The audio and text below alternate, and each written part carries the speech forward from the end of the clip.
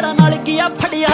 ਪਹਿਲਾਂ ਕੜੇ ਸ਼ੀਸ਼ੇ ਦਾ ਚਲਾਨ ਭਰਿਆ, ਫਿਰ ਲੱਗਿਆ ਤੇ ਉਹਨਾਂ ਨੇ ਤਲਾਸ਼ੀ ਕਰ ਲਈ। ਗੱਡੀ ਪੀ ਕੇ ਚਲਾਉਂਦੇ ਸੀ, ਗਲਾਸੀ ਫੜ ਲਈ ਸੀਗੇ। 3 ਪਿਸਤੌਲੇ ਉਹਨਾਂ 8 ਪਾਤੇ, 18 ਰੌਂਦਾਂ ਦੇ ਬਣਾ ਕੇ ਉਹਨਾਂ 60 ਪਾਤੇ। ਜਾਲੀ ਫੀਮ ਦੇ ਬਣਾ ਕੇ ਪੈਕ ਕੱਟ ਪਾਤੇ। ਕਿਸੇ ਚੰਗੇ ਜਿਹੇ ਵਕੀਲ ਦਾ ਨੰਬਰ ਸੈਂਡ ਕਰ, ਉਹਨਾਂ ਸਿਖਰ ਦੁਪਹਿਰੇ ਹੱਥ ਕੜੇ ਲਾਤੇ। ਆ ਗੁਰੂਆ ਤੂੰ ਟੈਨਸ਼ਨ ਕਿਉਂ ਲਈ ਜਾਣਾ ਵਾ, ਦੱਸ ਕਿਹੜੇ ਥਾਣੇਦਾਰ ਬਾਰੇ ਕਹੀ ਜਾਣਾ ਵਾ। ਕਿਹੜੇ ਮੋੜੀ ਉੱਤੇ ਚੁੱਕਿਆ ਤੇ ਗਲੀ ਕਿਹੜੀ ਓ, ਬਟਾਲੇ ਲਾਗੇ ਗੱਡੀ ਫੜੀ ਤੇਰੀ ਤੇ ਨੀ ਓ। ਦੱਸ ਪਿੱਲੇ ਬਦਮਾਸ਼ ਨਾ ਕਰਾਵਾਂ ਗੱਲ ਮੈਂ, 5 ਮਿੰਟ ਚ ਵਕੀਲ ਭੇਜਾਂ ਤੇਰੇ ਵੱਲ ਮੈਂ। ਹੌਲਦਾਰ ਕੋਲੋਂ ਫੜ ਫੋਨ ਕਾਲ ਮਾਰਦੀ, ਤੇ ਜਦੋਂ ਨਹਿਰ ਲਾਗੇ ਰੁਕੀ ਗੱਡੀ ਛਾਲ ਮਾਰਦੇ।